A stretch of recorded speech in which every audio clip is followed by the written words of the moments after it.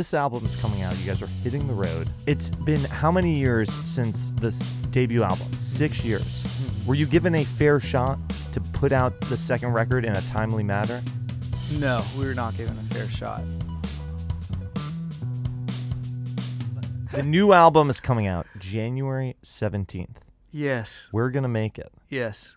There's a couple songs. I can't believe that. If I had more time, I would talk about how this is only your sophomore album. Which I know. I feel this is crazy to me. This is my fault. I feel like. Well, what's your fault? Everyone that works with me is going to listen to this or watch this and punch me in the face because, like, dude, you don't have the ability to shut up, so you didn't even allow this podcast to get to promoting the new music. We're going to talk about the new music. All right. We grew up together. Yes. This is a great song.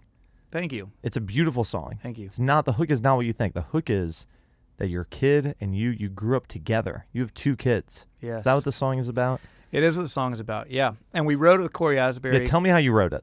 Yeah, so I'm trying to win your team back here. Yeah. I'm trying to win love back from the team. Yes, We Grew Up Together is a new song on our new album. It's one of my favorite songs, literally one of my favorite songs I've ever written. It's the last song that we wrote for the album. And wrote it, Corey Asbury, he's an artist. He had a really big song called Reckless Love. But he writes country music, writes Christian, he can write it all. But he's a friend of ours, and he came in, and the album was done. Like, we were kind of just writing, like, because we had some studio time left over. But he came in, we started writing another song, and it was, I don't know, I wasn't feeling it. So we started talking about just our families, and he said he had like a 15, 16-year-old, and he's my age. I was like, whoa, you started young. And he was like, yeah, man, we honestly kind of grew up together. So I was like, all right, we got to write that. That's such a great hook, right? Yeah. That's so good. And it's so true because I was much older than him when I had my kid, but I felt the same way. Like, you're trying to teach your kid patience, realizing I'm not being patient with you. You know, you're trying to teach your kid these lessons. And be patient! Yeah, exactly. Why can't you just be patient? And then you realize, like, oh, wait, I need that lesson in my own life. I just got off a call that I should have been more patient. And so you realize that you're kind of growing up, learning different lessons, but you're also growing up while your child's growing up. So yeah, Corey, we wrote it together, and then he, because the story, it's so cool. I think it's so cool to have 2 different writers and artists on it that have had the same perspective but different stories. So yeah, he's on the track, and yeah, I love the song, and it's had a really big reaction already, and so that's been fun. Just people telling us how it's impacted them, and kind of sharing their stories about their own parenthood journey. Yeah. This album's coming out. You guys are hitting the road. Let me ask you something. Yeah. And I have a feeling I'm going to get calls after this to cut this part out. And if you're hearing it, just know I didn't get that call. It's not because I ignored the call. You guys, it's been how many years since this debut album? 6 years. Yeah. Do you think you guys were not given the opportunity at a prior label home to put out enough music to get to this point? The fans want music. Yeah. Do you think you were given the opportunity to do that, or do you think, I don't know what happens? COVID gets in the way, other people on the roster get in the way, and they take up space.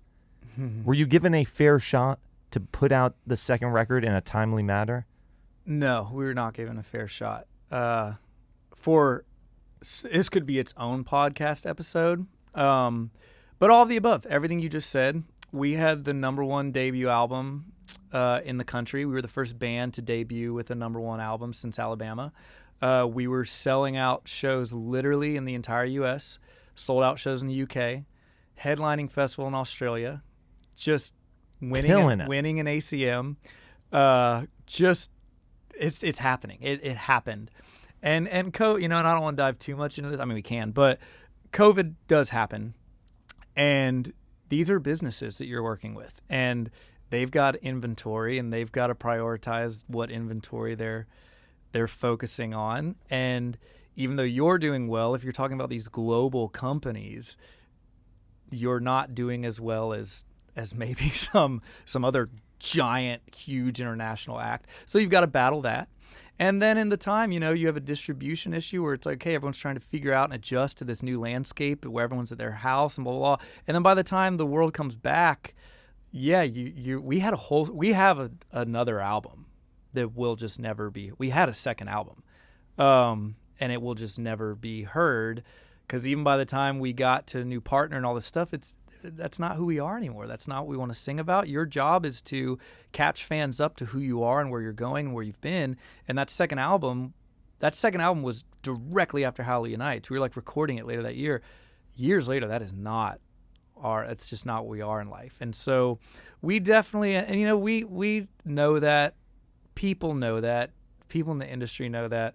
We got dealt a tough hand. You know, we were hitting blackjacks in 19s, 20, 21s, and we got dealt quite a few 11, 12, 13s. 11's good, but 13, 14, 15s in a row for a couple years. And you have to completely reset and get new team members, and you have to, it's a business. You have to start it kind of all over. And so we're just now kind of trying to pick up where we left off. But it's, you know, it's okay, and we've learned from it, we've grown from it, and we're not sad about it. There have been times we have been sad about it. There's times, you know, it really is. I mean, COVID, not even musicians, people lost their livelihoods. They lost their businesses, their restaurants. We are a small business. Even if we're internationally headlining, we're a small business. Talk to people that like have big boy jobs and make real. LANCO's most musicians are a small business. Until you get to like the Morgan Wallen level, it's all small businesses. Our small business all but shut down. And we had to completely regroup and rebuild it. And there were absolutely times where I was being like, this can't be real. This can't be happening. Like, how could this be happening to us? But a world event did this to a lot of people, and we were fortunate enough to come out on the other side of it with a great team and great music and stuff that we're really proud of, and each other and friendships, and we still like each other, and we're gonna make it. Here's the point. The point is, LANCO has a new album coming out January 17th. We're going to make it. It's literally the name of the album. Yes. It's got some great music on it. One of my favorite songs being We Grew Up Together. It was the last edition. Half of this record was produced by Jay Joyce. Jay has been by LANCO's side the entire time. Who produced the other half? Some Jared Conrad. Jared Connor produced the other. Let's give him a little bit of a name Conrad. check. And us. We also and like LANCO. I said, students become the master. We also had to dive in there and produce a little. Have become the master. That is the point I'm trying to get at. And they're hitting the road. They have a new guitar player, Tim Evans. Avens? Yes. Tim Avens. Yeah. He's on the road. He looks a little bit like the old guitar player. And I have to wonder if that's why he got the gig. But he sounds fantastic. And he's on the road with LANCO. These guys are doing it. They're a rock band. And I think they're just getting started because they've only put out one album. Yeah, we're literally just getting started. You can't judge a band off the first album, love it or hate it. You need to listen to the second album, the sophomore album, which is coming out January 17th. It might even be out by the time you listen to this. My favorite LANCO song that I don't think has ever gotten the credit that it deserves. This is my favorite LANCO song by a mile. Low Class Lovers. Yeah. Or is it high? It's Low Class. Low Class Lovers living the high life. That's my favorite LANCO song. No, it's not. I'm not just saying that. It really is. When that came out, I played that song 10 times in a row. That is the best LANCO song. The breakdown at the end. Did Jay Joyce come up with that breakdown at the end?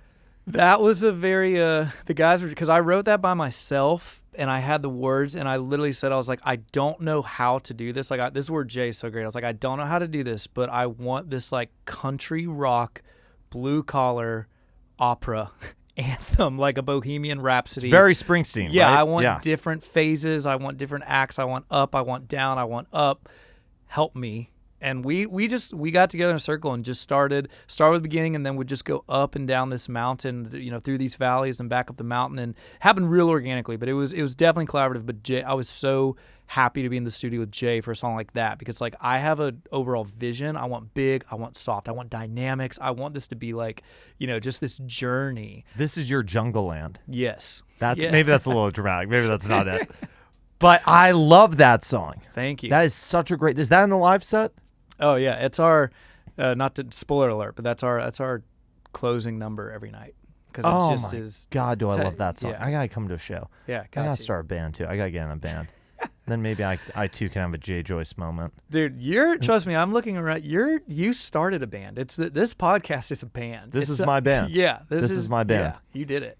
LANCO, you have to go see him on the road. Brandon Lancaster is in the studio. Listen, I love you. I don't even really know you. I think this is the second time.